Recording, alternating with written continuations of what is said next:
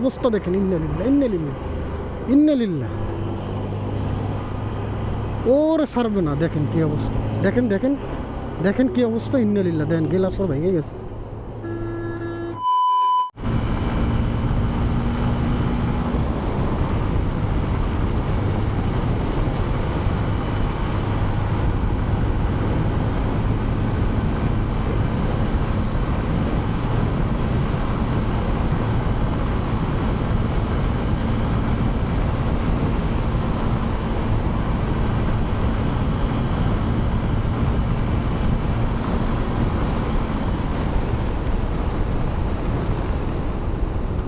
Speed breaker মাইরা দিয়ে overtake করে চলে গেছে।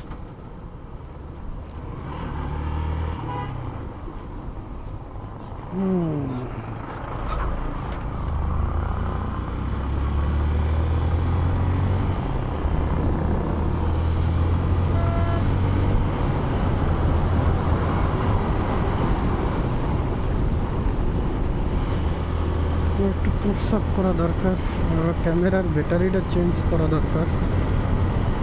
অলরেডি মনে হয় 100 মিনিট প্লাস হয়ে গেছে। হ্যাঁ, 100 মিনিট প্লাস হয়ে গেছে। সো আমার এক জায়গায় দাঁড়ানো দরকার, যদিও ওরে আমি হারায় ফেলাইতে পারি, তাই না? ও ও ইস,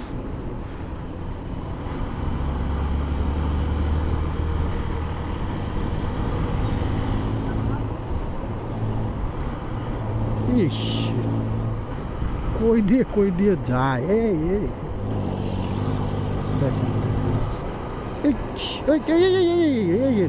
অবস্থা দেখেন, ইন্নালিল্লাহ ইন্নালিল্লাহ ইন্নালিল্লাহ। ওরে ছাড়বে না, দেখেন কি অবস্থা, দেখেন দেখেন দেখেন কি অবস্থা, ইন্নালিল্লাহ। দেখেন গেলাস ভেঙে গেছে।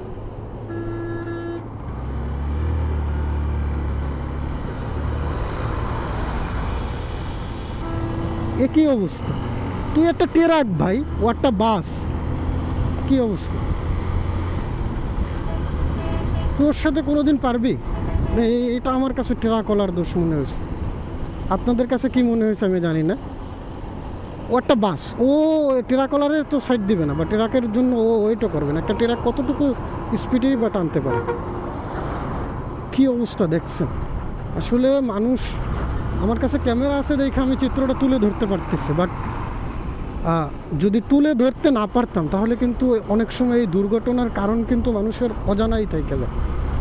কী কারণে আসলে দুর্ঘটনা ঘটে রোডে, এটা কিন্তু অজানাই থেকে যায় মানুষের।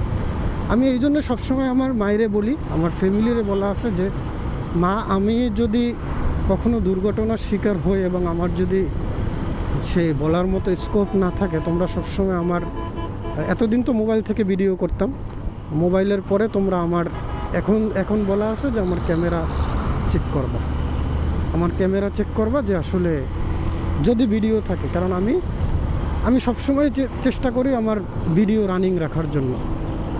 মোবাইল থাকতে সবসময় হইতো না, বাট এখন ক্যামেরা হওয়ার পর থেকে নিয়ে আমি সহজে অফ করি না, ক্যামেরা অফ করি না।